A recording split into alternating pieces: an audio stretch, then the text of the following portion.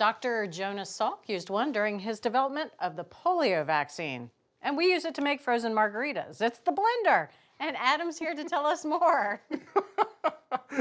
You know, we have tested expensive blenders in the past, but we wanted to find out what $100 would buy us in the world of blenderdom. So we have 7 different blenders here, price cap of $100, low price was about $60. They're all from popular manufacturers.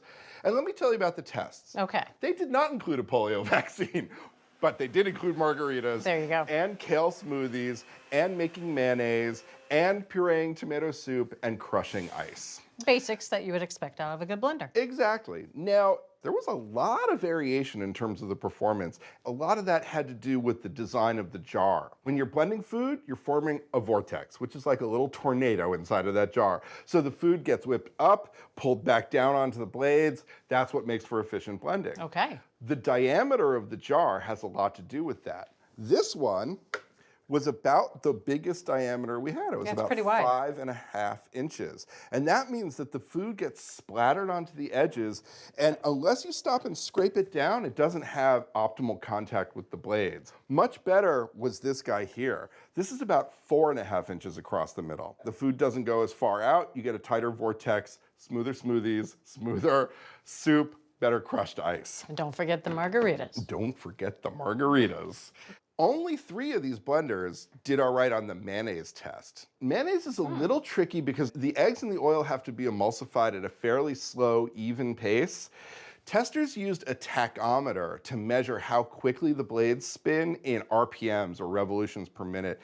A lot of these guys just spun way too fast, even at the lowest speed, Really? close to 10,000 to 14,000 RPMs. The machines that did a better job with the mayonnaise spun more like 8,500 RPMs at the lowest speed. The second factor in terms of the mayonnaise test was the position of the blade relative to the bottom of the jar.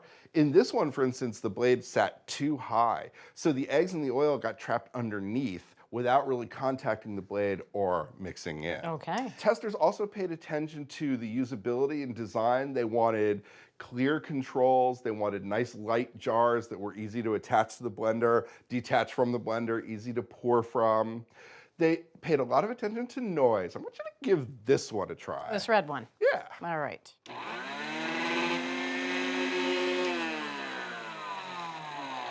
Can you imagine making a smoothie in the morning with that? I'm awake. And all the neighbors know it too, down the Seriously. street. It sounds like you're going into a dentist office. Yeah, in an airplane. Testers used a decibel meter. This was one of the loudest blenders. I believe and it. that was not a selling point. No. The winning blender was a lot quieter. The last thing that testers tried was cleaning them. And to find out whether they retained stains or odor, testers pureed chipotle peppers and raw garlic, let it sit around for a while, cleaned it out of the jars, and then did the old sniff test. And? The good news is that the winning blender did not retain odors. Very good news. And in fact, this is the winning blender. This is the Black & Decker Performance FusionBlade. It's about $80.26. It had the narrowest jar of all of them, about 4.25 inches across the middle.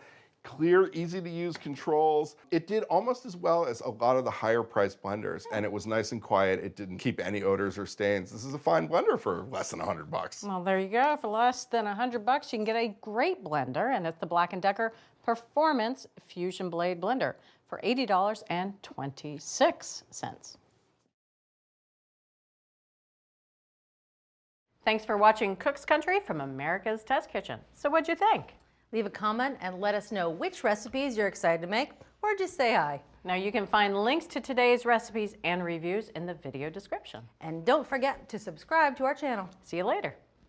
Alligator.